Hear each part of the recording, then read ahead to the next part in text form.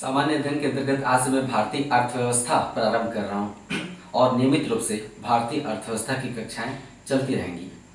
Comment में पढ़ रहा हूँ कि भारतीय इतिहास रुका हुआ है। मुझे पता है भारतीय अर्थव्यवस्था के साथ साथ अब भारतीय इतिहास भी नियमित रूप से ही आगे बढ़ेगा। भारतीय भूगोल के बचे हुए हिस्से एक एक दिन के अंतराल पे करके समाप्त करवा दिए जाएंगे, लेकिन अब मुख्य फोकस रहेगा भारतीय इतिहास और भारतीय अर्थव्यवस्था सामान्य अध्ययन के अंतर्गत। भूगोल वैकल्पिक विषय की तैयारी में कर रहा हूँ, थोड़ी तैयारियां करनी पड़ती हैं। शीघ्र ही या कुछ घंटों में स्टार्ट हो जाएगा भूगोल वैकल्पिक विषय, ठीक है। तो भारतीय अर्थव्यवस्था स्टार्ट करते हैं। आप अपने लिए भारतीय अर्थव्यवस्था के लिए एक अलग से कॉपी बनाइए, एक अच्छी और मोटी कॉपी, ताकि एक ही कॉपी में सारा आ जाए, अधिक से अधिक आ जाए। कम पड़ेगा तो दूसरी कॉपी खरीद लीजिएगा। मैं प्रयास करूंगा कि पिछले सालों में पूछे गए प्रश्नों का भी समावेश यहाँ पे कर दूं, ठीक है, ताकि तथ्यों के लिए आपको बहुत ज़्यादा इधर उधर भटकना ना पड़े।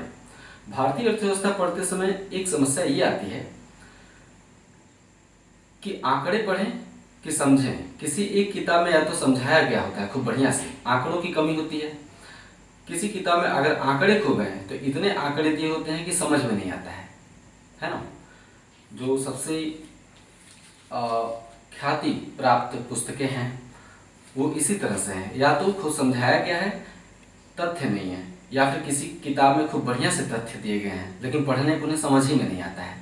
मैं प्रयास करूंगा कि अपने प्रत्येक वीडियो में, भारतीय अर्थव्यवस्था के प्रत्येक वीडियो में समझाने के साथ साथ समझाऊंगा पर्याप्त, फैक्ट भी पर्याप्त रूप में दे दूं।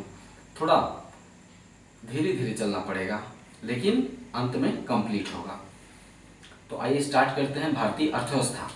भारतीय अर्थव्यवस्था को सबसे पहले हम ब्रिटिश काल में भारतीय अर्थव्यवस्था पढ़ेंगे। स्वतंत्रता के बाद भारतीय अर्थव्यवस्था इसके बाद पढ़ेंगे, है ना। पहले ब्रिटिश काल में भारतीय अर्थव्यवस्था यानी औपनिवेशिक काल में, है ना, कॉलोनियल एज में। इसके बाद हम स्वतंत्रता बाद पढ़ेंगे। तो पहले पढ़ते हैं ब्रिटिश काल में भारतीय अर्थव्यवस्था। जब देश पर अंग्रेजों का राज था उस समय भारतीय अर्थव्यवस्था का स्वरूप क्या था, कैसा था। अंग्रेजों ने भारत को, जो भी मैं बोलूंगा उसी तरह लिखना है। इस पे जो लिखा है ये पूरी बात यहाँ पे नहीं लिखी गई है, इस पे मैंने कीवर्ड डाल दिए हैं ताकि आपको लिखने में आसानी हो। आप लिखेंगे वही जो मैं बोलूंगा और जैसा आप हमेशा से करते आए हैं। अंग्रेजों ने भारत को ब्रिटेन के एक उपनिवेश के रूप में विकसित किया। भारत को एक ब्रिटेन के उपनिवेश के रूप में विकसित किया, अर्थात कॉलोनी के रूप में। समझाऊंगा धीरे धीरे। अर्थात अंग्रेजों ने भारत पर औपनिवेशिक अर्थव्यवस्था जबरन थोप दी, है ना। औपनिवेशिक अर्थव्यवस्था क्या होता है इसे समझते हैं। जब किसी देश की अर्थव्यवस्था किसी दूसरे देश द्वारा संचालित हो या शासित हो, जब किसी देश की अर्थव्यवस्था किसी दूसरे देश द्वारा अपने हित के लिए संचालित हो या शासित होने लगे तो उसे औपनिवेशिक अर्थव्यवस्था कहते हैं। यानी जो औपनिवेशिक देश होता है उसकी अर्थव्यवस्था का लाभ उसे नहीं मिलता है, औपनिवेशिक देश की अर्थव्यवस्था का लाभ कोई और देश ले रहा होता है ना। जब किसी देश की अर्थव्यवस्था किसी दूसरे देश द्वारा अपने हित में शासित होने लगे तो उसे औपनिवेशिक अर्थव्यवस्था कहते हैं। भारत कैसे बना औपनिवेशिक अर्थव्यवस्था, अंग्रेजों की क्या नीति थी, आगे ये जानेंगे। अंग्रेजों ने भारत को कच्चे माल के स्रोत के रूप में विकसित किया, ठीक है। अंग्रेजों ने भारत को कच्चे माल यानी कि एक ऐसा देश जिसमें उद्योगों को पनपने ही न दिया जाए, पुराने उद्योगों को नष्ट किया जाए और नए उद्योगों को बढ़ने न दिया जाए, तभी न कच्चे माल का स्रोत बना रहेगा। नहीं तो उद्योग विकसित हो जाएंगे तो वो देश कच्चे माल का स्रोत कैसे बना रहेगा। तो अंग्रेजों ने भारत को कच्चे माल का स्रोत बनाया और इंग्लैंड के कारखानों में निर्मित वस्तुओं के बाजार के रूप में विकसित किया। अंग्रेजों का बल दो बातों पर था, एक तो भारत केवल कच्चे माल का स्रोत बना रहे, दूसरे इंग्लैंड के कारखानों में जो वस्तुएं बनती हैं उन्हें भारत के बाजारों में बेचा जाए। ये दोनों बातें एक दूसरे की पूरक हैं। कच्चा माल क्या होता है, जैसे महाराष्ट्र गुजरात के क्षेत्र में कपास पैदा होता है। कपास क्या है, एक कच्चा माल है। कच्चे माल बहुत सारे हो सकते हैं, अनेक तरह के कच्चे माल हो सकते हैं, ठीक है। जैसे रबड़ का पौधा क्या है, एक कच्चा माल है। रबड़ के पौधे से जो लेटेक्स प्राप्त होता है वो कच्चा माल है। आप फैक्ट्री में ले जाके उससे रबड़ बनाएंगे, वो विनिर्मित माल है ना। तो कपास एक कच्चा माल है। अगर कपास से कारखाने में कपड़ा बना दिया जाए तो कपड़ा क्या है, एक विनिर्मित माल है। ठीक है। अगर भारत में जो कपास पैदा होता था उस कपास से भारत के कारखानों में अगर कपड़ा बनने लगे, उस काल की बात कर रहा हूं जब भारत पर ब्रिटेन का राज था, अगर भारत में जो कपास पैदा होता था उससे भारत के कारखानों में ही कपड़ा बनने लगे, तो ब्रिटेन अपने देश में बनने वाले कपड़े को भारत में कैसे बेचेगा? क्योंकि भारत के कपड़े की आवश्यकता तो यहीं से पूरी हो जा रही है, कपास भी पैदा हुआ और कारखाने में, मुंबई के कारखाने में कपड़ा भी बन गया, तो ब्रिटेन अपने कारखाने में बने हुए कपड़े भारत को कैसे बेचेगा? नहीं बेच पाएगा ना।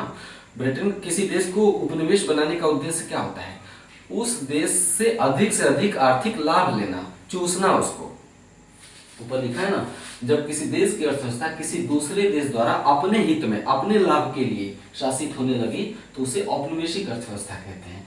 इसीलिए अंग्रेजों ने भारत को कच्चे माल के स्रोत और इंग्लैंड के कारखानों में निर्मित वस्तुओं के बाजार के रूप में विकसित किया। तो अंग्रेजों ने ये लिख लिया, अंग्रेजों ने जानबूझकर, अब आगे लिखेंगे, अंग्रेजों ने जानबूझकर भारत में औद्योगिक विकास को हतोत्साहित किया, अर्थात भारत में औद्योगिक विकास होने के लिए पर्याप्त परिस्थितियां जानबूझकर पैदा नहीं की। ठीक है, ताकि भारत से कच्चे माल का इंग्लैंड को निर्यात होता रहे और भारत के ही कच्चे माल से इंग्लैंड में जो विनिर्मित माल बनता था उसे भारत में बेचा जा सके। यानी भारत से ही कच्चा माल मंगाकर इंग्लैंड के कारखानों में वस्तुएं बनाई जाएं और भारत के ही कच्चे माल से वस्तुएं बनाकर उसे दोबारा भारत में लाकर बेचा जाए। कच्चे माल का मूल्य कम होता है, विनिर्मित माल का मूल्य अधिक होता है। तो भारत के ही कच्चे माल से वस्तुएं बनाकर ब्रिटेन में भारत में दोबारा लाकर बेच देते थे। इसके लिए जरूरी क्या था कि भारत में औद्योगिक विकास नहीं होने दिया जाए। दूसरी जरूरी क्या थी कि भारत में उन फसलों को ही उगाया जाए जिससे कारखाने में वस्तुएं बन सके। अंग्रेजों ने भारत में खाद्यान्नों को उगाने में कभी रुचि नहीं ली। अंग्रेजों ने क्या प्रयास किया? कपास उगाई जाए, रबड़ उगाई जाए, है ना, चाय उगाई जाए और नील उगाया जाए। नील से कारखाने में रंग बनाया जाता था, नील का पौधा होता था उस जमाने में। तो वाणिज्यिक फसलों को उगाते थे ताकि कच्चा माल प्राप्त हो और उस कच्चे माल से इंग्लैंड में वस्तुएं बनाकर भारत में बेचा जा सके। ये लाइन लिख लिया, आप समझ भी गए होंगे इसे, है ना। तो वास्तव में यही धन का बहिर्गमन था, यहीं से कच्चा माल ले जाकर इंग्लैंड में बनाना और लाकर दोबारा भारत में बेच देना। तो उसका लाभ भारत को कहाँ मिला? अगर भारत के कपास से भारतीय कारखानों में कपड़े बनते तो भारत को लाभ मिलता। कैसे? एक तो कारखानों में रोजगार पैदा होता है ना, लोगों को रोजगार मिलता। साथ ही भारत जब माल बनाता, अपना माल अपने ही देश में भारत बेचता, कपड़ा बनाकर भारत अपने देश में कपड़ा बनाकर अपने ही देश में बेचता, तो उससे भारत की अर्थव्यवस्था में चक्रियता आती है ना, अर्थव्यवस्था दौड़ती है इससे जब उत्पादन बढ़ता है तो। लेकिन भारत के उद्योगों को हतोत्साहित किया गया, सिर्फ कच्चा माल ले जाया गया और बना बनाया माल यहाँ पे बेचा गया, तो मुद्रा कहाँ चला गया? बेचने के बाद मुद्रा किसको मिला? भारत को मिला नहीं, मुद्रा कहाँ चला गया? इंग्लैंड चला गया। तो यही वास्तव में धन का बहिर्गमन है, धन का निष्कासन है, जिसे बाद में दादा भाई नौरोजी ने परिभाषित किया। क्या कहा? ड्रेन थ्योरी कहा था। धन का निष्कासन सिद्धांत, धन का बहिर्गमन सिद्धांत, इंग्लिश में ड्रेन थ्योरी। ठीक है।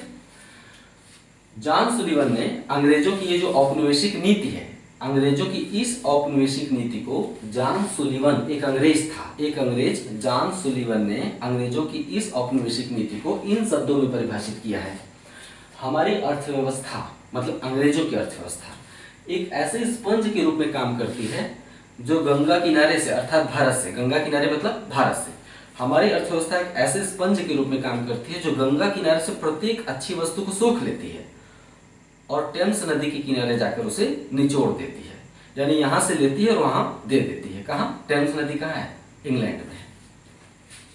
ठीक है, ये पूछा जाता है कि किसने ऐसा कहा है? जॉन सुलिवन ने कहा है। अंग्रेजों ने भारत को एक तरह से पूरक अर्थव्यवस्था के रूप में विकसित किया। अंग्रेजों ने कॉम्प्लीमेंट्री इकोनॉमी, पूरक अर्थव्यवस्था, मतलब स्वतंत्र विकास न हो भारत का। भारतीय अर्थव्यवस्था किसके काम में आए? इंग्लैंड की अर्थव्यवस्था के लाभ के लिए काम में आए। तो अंग्रेजों ने भारत को पूरक अर्थव्यवस्था के रूप में विकसित किया, अर्थात भारतीय अर्थव्यवस्था इंग्लैंड के आर्थिक हितों के लिए लगा दी गई। यानी भारतीय अर्थव्यवस्था के इस्तेमाल इंग्लैंड के आर्थिक हितों या इंग्लैंड के फलने फूलने के लिए किया गया। ठीक है, इसे कहते हैं पूरक अर्थव्यवस्था।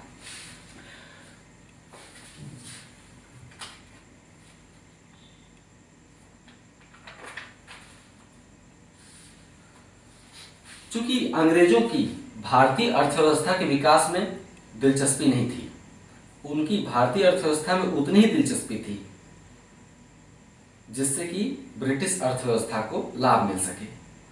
तो चूंकि अंग्रेजों की भारतीय अर्थव्यवस्था के विकास में रुचि तो थी नहीं, तो फिर वो भारत का राष्ट्रीय आय का आकलन क्यों करेंगे, राष्ट्रीय आय के आंकड़े क्यों देंगे? क्योंकि अगर उन यहाँ के देश की अर्थव्यवस्था के हित में काम नहीं कर रहे हैं तो राष्ट्रीय आय का आकलन नहीं देंगे। क्यों? क्योंकि अगर राष्ट्रीय आय के या प्रति व्यक्ति आय के आंकड़े देंगे तो लोगों में असंतोष पैदा होगा। लोग जान जाएंगे कि हमारे देश की राष्ट्रीय आय बढ़ नहीं रही है, प्रति व्यक्ति आय बढ़ नहीं रहा है। तो चूंकि अंग्रेजों की इस देश के आर्थिक विकास में रुचि नहीं थी, यही कारण है कि अंग्रेजों ने कभी भी इस देश की वास्तविक राष्ट्रीय आय और प्रति व्यक्ति आय का आकलन करने का प्रयास नहीं किया। कुछ व्यक्तियों ने निजी स्तर पर भारत की राष्ट्रीय आय का आकलन किया, राष्ट्रीय आय का भी और प्रति व्यक्ति आय का भी आकलन किया। इनमें कुछ भारतीय थे, कुछ भारत हितैषी अंग्रेज भी थे। ठीक है, ऐसे दादा भाई नौरोजी पहले व्यक्ति थे। ठीक है, दादा भाई नौरोजी पहले व्यक्ति थे जिन्होंने 1867 ईस्वी में भारत के राष्ट्रीय आय और प्रति व्यक्ति आय का आकलन किया था। ठीक है, कैसे किया था, कहां किया था? दादा भाई नौरोजी ने 1867 में एक पुस्तक लिखी थी। पुस्तक का नाम था poverty and un British rule in India.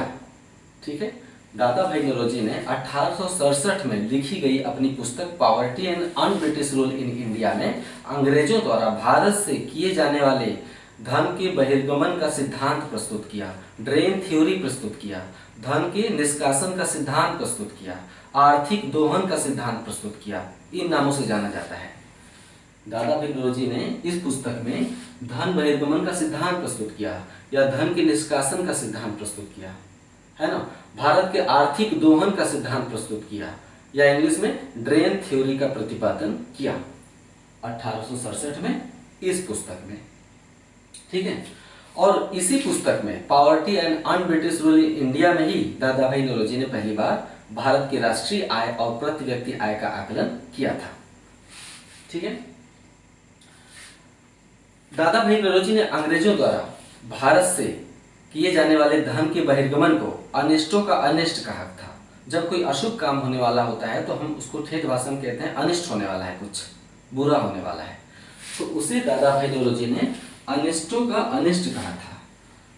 उन्होंने ही सबसे पहले कहा कि अंग्रेज ही भारत को आर्थिक रूप से बर्बाद कर रहे हैं और जिससे भारत लगातार गरीबी की ओर चला जा रहा है, भारत में लगातार बेरोजगारी बढ़ रही है। वो जमाना ऐसा था कि भारतीय बहुत ज़्यादा पढ़े लिखे नहीं थे। भारतीयों में जो पढ़े लिखे थे वो भी इंग्लैंड से ही पढ़कर लिख कर आते थे। आज की अर्थव्यवस्था के नियम और परिभाषाएं उन्हें नहीं पता थी, तो जो भारतीय थोड़े बहुत पढ़े लिखे थे वो इंग्लैंड से ही पढ़कर लिख कर आए थे, है ना। यही कारण है कि अंग्रेज कहते हैं कि हमने ही भारतीयों को सभ्य बनाया और इन्होंने हमारे खिलाफ ही विद्रोह कर दिया या हमारे के खिलाफ ही आंदोलन प्रारंभ कर दिया। इतिहास किताबों में ऐसा लिखा जाता है। तो दादा भाई नौरोजी ने धन के निष्कासन सिद्धांत को अनिष्टों का अनिष्ट कहा था। दादा भाई नौरोजी ने बताया था कि 1867-68 में भारत की प्रति व्यक्ति आय 20 रुपए प्रति वर्ष थी।